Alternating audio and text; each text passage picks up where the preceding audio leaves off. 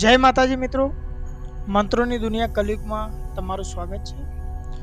મિત્રો, આજે આપણે વાત કરવાના છીએ કે ન્યાય લેવા માટે દેવને કઈ રીતના મોકલવો. આપણે કોઈ પણ પ્રકારનો ન્યાય લેવા માંગતા હોય તો એના માટે જ્યારે માણસ ના પહોંચ્યું હોય ત્યારે દેવને મોકલતો હોય છે. તો આમાં જોઈએ કે દેવને કઈ રીતના મોકલવું એના વિશે આપણે વાત કરવાના છે મિત્રો. તો મિત્રો, વિડીયો સ્કીપ ના કરતા, કેમ કે આ વિડીયોમાં હું તમને એવી જાણકારી આપવાનો છું કે જે તમને અત્યાર સુધી કોઈએ નહીં આપ્યું હોય અને જે ખૂબ જ મહત્વની છે. મિત્રો, માતાને મોકલતા પહેલા આપણે એ સમજવું જરૂરી છે કે ન્યાય શું હોય છે અને એ કઈ રીતના લેવામાં આવતો હોય છે. તો મિત્રો, આપ સૌ કોઈ જાણતા હશો કે ન્યાયની વાત આવે તો ત્યારે તમને અત્યારના કલયુગ પ્રમાણે તમને કોર્ટ યાદ આવતી હોય કે ત્યાં ન્યાય થતો હોય છે. પણ સૌથી મોટી હાઈકોર્ટ તો આપણા દેવી દેવતાઓ હોય છે મિત્રો. જેમ કે કોઈ જમીનના ભાગલામાં, કોઈ મકાનમાં, કોઈનો ઘર, કોઈના પૈસા, આ રીતના ઝઘડો કરીને પરાવી લીધું હોય અને જ્યારે તમે એના જોડે પાછું માગવા જાઓ ત્યારે તમને આપતો ના હોય. તમે એકવાર ને કેટલી વાર એના જોડે માગ્યું હોય છતાં પણ તમને ના આપતા હોય.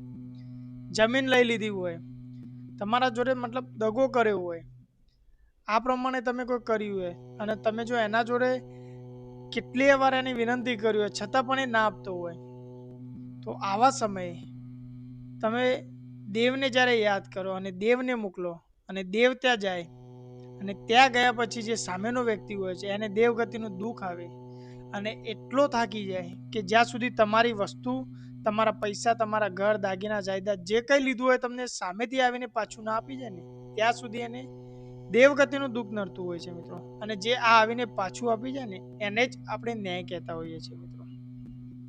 અને આવા ન્યાય લેવા માટે તમે સિકોતર, કારકા, ચામુંડા, જોગણી, ચોપડી કોઈ પણ દેવી દેવતાને મોકલી શકો છો. પણ એક વસ્તુ ખાસ ધ્યાન રાખો મિત્રો કે ન્યાય હંમેશા સચ્ચાઈનો થાય છે. જે સાચી વાત હોય ને એનો ન્યાય થાય છે. જો તમે સાચા હશો તો તમારો ન્યાય 100% આવવાનો છે. પણ જો તમે જ ગુનેગાર હશો તો તમારો ન્યાય ક્યારેય પણ નહીં આવે મિત્રો. આમ જોઈએ તો આગળ કે દેવને મોકલવું હોય આપણે ન્યાય લેવા માટે ત્યારે મુખ્ય બે પ્રકાર આવતા હોય છે મિત્રો. એક તો આપણે જે સાધના હોય છે, સાધના વિધિ હોય છે, એનાથી તમે જો દેવીને સિદ્ધ કર્યા હોય તો તમે મોકલી શકો છો. અને બીજું આપણી ભક્તિ, આપણે માં જેટલી આપણા પર પ્રસન્ન હોય એટલું તમે એને કાર્ય આપી શકો છો. તો પહેલો મિત્રો, સાધનામાં એવું છે કે તમે કોઈ પણ દેવને સાધના કરી જાગૃત કર્યા હોય અને એને મોકલતા હોય તો એ સામે જતું હોય. જ્યારે તમારી કોઈ વસ્તુ, ઘર, જમીન, જાયદાદ કંઈ પણ વસ્તુ લઈ લીધી હોય તમે માતાને જ્યારે મોકલતા હોય તો માતા ત્યાં જતી હોય છે અને ત્યાં જઈને દેવગતિનું દુઃખ આપતી હોય છે. એટલું દુઃખ આપતું હોય છે કે એ સામેના માણસને કંઈ પણ વિચાર આવતો નથી, એ હાથે ને પગે થઈ જતો હોય છે. અને આવા સમયે એ કોઈ ભુવાજી જોડે કે કોઈ તાંત્રિક જોડે જઈને જોવડાવતો હોય અને એના પછી એને ખ્યાલ આવતો હોય છે કે આ રીતના કોઈ માતાજીને આવી છે ને આવું કાર્ય માટે આવી છે. તો એ શું કરે મિત્રો, પહેલાં તો બાંધવાનો રસ્તો કરે માતાજીને. પણ એક વસ્તુ ખાસ ધ્યાન રાખજો કે જો સાધનાના દેવ તમે મોકલ્યા હશે, સાધના કરેલી, તો એને કોઈ બંધન બાંધી નથી શકતો મિત્રો. એ બીજી ઘડીએ બંધન તોડી દે છે અને જેને કામ આપ્યું છે એ કામ પૂરું કર્યા વગર ક્યારેય પાછું આવે નહીં. જો તમે તમારો ન્યાય લેવા માટે મોકલી હશે તો ન્યાય લીધા વગર ક્યારેય પણ એ પાછી આવતી નથી. અને બીજું તો આપણી ભક્તિ, તો આપ સૌ કોઈ જાણતા હશો કે માતાજીની ભક્તિ તો અત્યારે દરેક વ્યક્તિ કરે છે, પણ જે સ્વાર્થ વિના, જે હૃદયથી ભક્તિ કરે છે અને જો માતાજીને કોઈ વિનંતી કરે ને તો માતાજી કર્યા વગર નથી રહેતા. એમ જ જો આવું તમારી સાથે કોઈ દિવસ બને છે, તમારા જોડે છલ કપટ એવું કરીને કોઈ વ્યક્તિ તમારા જોડે કંઈ પણ લઈ જાય છે, પછી તમે માગો છતાં પણ તમને પાછું ના મળતું હોય, તો આવા સમયે આપણા જે દેવ હોય છે એ દેવના મંદિરે જવાનું, એમને ઘીનો દીવો પ્રગટાવવાનો અને બે હાથ જોડીને એમને વિનંતી કરવાની કે હે માં, અમુક માણસ મારી અમુક વસ્તુ લઈ લીધેલી છે, એ ખોટી રીતના લીધેલી છે, તો માં તું અમારો ન્યાય લા. આ પ્રમાણે તમે જ્યારે દેવને વિનંતી કરો ને સાહેબ, તો દેવ એ તમારી વિનંતી સાંભળીને ત્યાં જતું હોય છે અને તમારો ન્યાય લાવતું હોય છે. પણ આમાં કેવું હોય છે, જેમ તમારા જોડે દેવ હોય છે તેમ સામેના વ્યક્તિ પાસે પણ દેવ હોય છે. એટલે આમાં સમય પણ લાગતો હોય છે. કેમ કે આપણે જે દેવ મોકલ્યા હોય છે એમને ત્યાં સમય લાગતો હોય છે. ત્યાં એમના સામેના દેવને ઊભા રાખવાનો અને એમના જોડે વાતચીત કરી આગળનું કાર્ય કરવામાં સમય લાગતો હોય છે. તો એના કારણે આમાં લાંબો સમય થતો હોય, જેમ કે 15 દિવસ, મહિનો, 2 મહિના, 6 મહિના, 1 વર્ષ, 2 વર્ષ. પણ ન્યાય લીધા વગર તે પણ પાછા નથી આવતા. એ ન્યાય લઈને જ આવે છે મિત્રો. બીજું કે જો તમે સાધના કરવા માંગતા હોય તો મારી ચેનલ ઉપર તમને અલગ અલગ વિડીયો આપેલા છે, જેની અંદર મેલડી માતાનો સાધના મંત્ર, ચામુંડા માનો, જોગણી માનો, કારકા માનો, સધી માનો, તમે આ મંત્ર જાપથી તમે સાધના પણ કરી શકો છો અને એ તમે સિદ્ધિ કરી માતાજીની વિશેષ કૃપા તમે મેળવી શકો છો મિત્રો.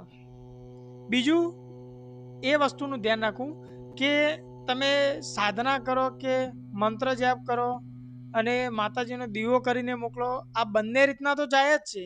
પણ એક ખૂબ મહત્વની વાત હું તમને કહું મિત્રો, જ્યારે આપણા જોડે કોઈ ગદ્દારી કરે અથવા તો આપણી સાથે કોઈ ખરાબ કૃત્ય થયું હોય અને એ સમય જો આપણી આંખમાંથી આંસુ આવે ને, અને સાહેબ એ વખતે જો હૃદયથી આપણા મઢમાં બેઠેલી માલિપાને યાદ કરીએ ને, તો મિત્રો એના ત્યાં દીવો ભરવાની બી જરૂર નથી.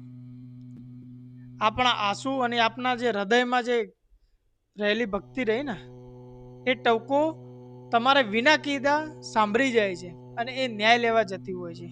આ મિત્રો છે તમારી શ્રદ્ધા અને તમારી ભક્તિ. અને બીજું ખાસ ધ્યાન રાખવું કે વિશ્વાસ. વિશ્વાસ એ સૌથી મોટો છે મિત્રો.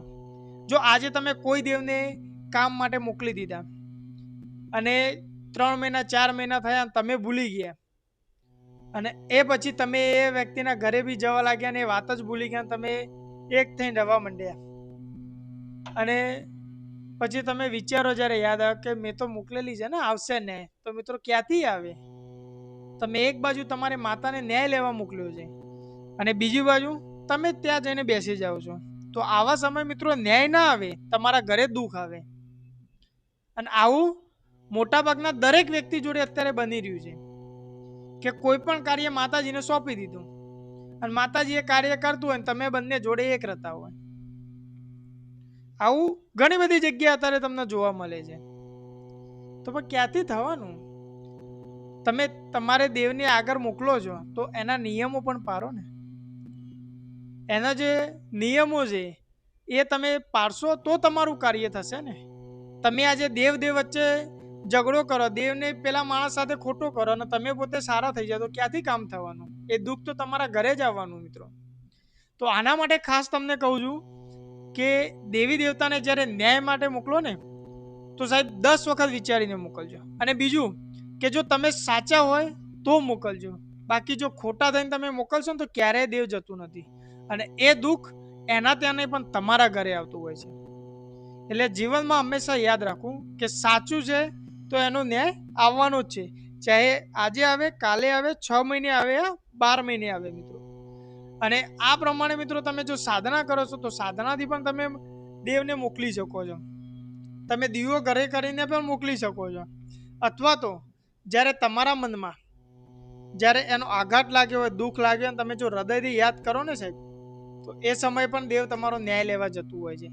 પણ ન્યાય લેવા જાય એ સમય દરમિયાન તમારે ખાસ ધ્યાન રાખવાનું જરૂરી છે મિત્રો, કે એ વ્યક્તિથી દૂર રહેવું અને એના ઘરનું કંઈ ખાવું નહીં કે પીવું નહીં.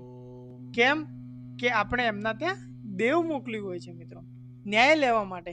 અને ન્યાય લેવા માટે દેવ ક્યારે જાય મિત્રો?